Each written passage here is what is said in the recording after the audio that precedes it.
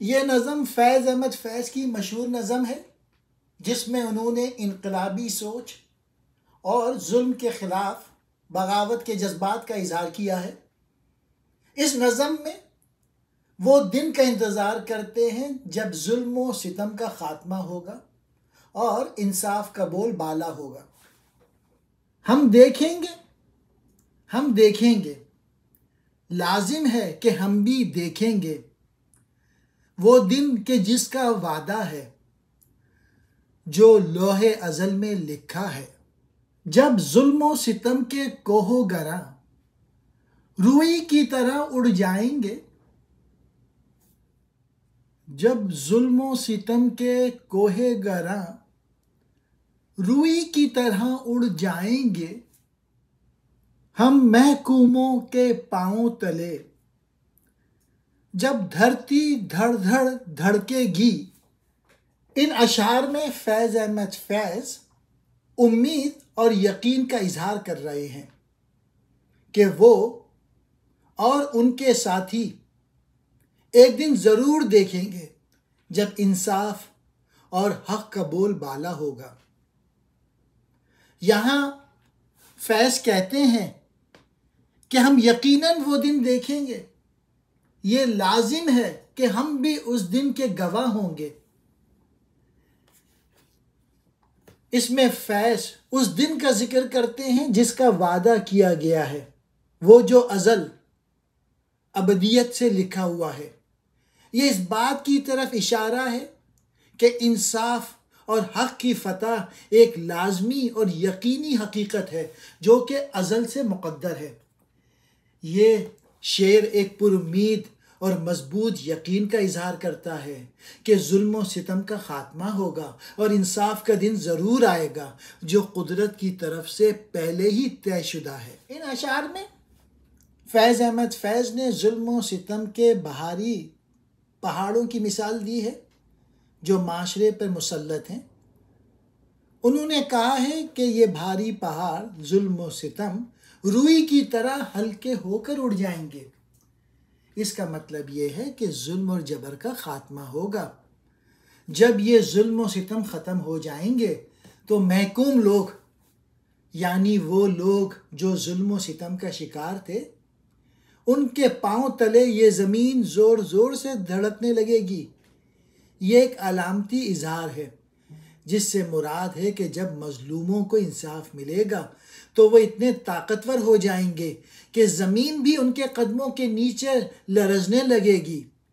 یہ شعر مستقبل میں انصاف اور آزادی کی امید کی تصویر پیش کرتا ہے جہاں ظلم و ستم کا خاتمہ ہوگا اور مظلوموں کی فتح ہوگی۔ اور اہل حکم کے سر اوپر جب بجلی کڑ کڑ کڑکے گی، جب عرض خدا کے کعبے سے سب بت اٹھوائے جائیں گے، ہم اہل صفا مردود حرم مسند پہ بٹھائے جائیں گے، سب تاج اچھالے جائیں گے، سب تخت گرائے جائیں گے۔ اشعار میں فیض احمد فیض نے ظلم و جبر کے خاتمے اور انصاف و مساوات کے قیام کا منظر بیان کیا ہے۔ انہوں نے انقلابی تبدیلی کی تصویر کشی کی ہے جس میں ظالم حکمرانوں کی شکست اور مظلوموں کی فتح کا ذکر ہے۔ یہاں فیض یہ بتاتے ہیں کہ جب ظالم حکمرانوں کے سر پر بجلی گرجے گی، یعنی ان پہ اللہ کا عذاب نازل ہوگا یا ان کی حکومت ختم ہوگی۔ پھر فیض بتاتے ہیں کہ جب اللہ کی زمین سے تمام باطل اور جھوٹے بت، نظام اور قوانین ہٹا دیے جائیں گے، یہ علامتی طور پہ باطل نظاموں کے خاتمے اور حق کے قیام کی طرف اشارہ ہے۔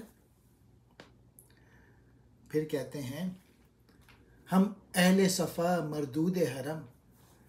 یہاں فیض کہتے ہیں کہ وہ لوگ جو معاشرتی اور مذہبی طور پہ پس سمجھے جاتے تھے، اہل صفا یعنی فقیر لوگ، اور جو حرم سے نکالے گئے تھے انہیں عزت دی جائے گی اور وہ اہم مقامات پہ بٹھائے جائیں گے. سب تاج اچھالے جائیں گے.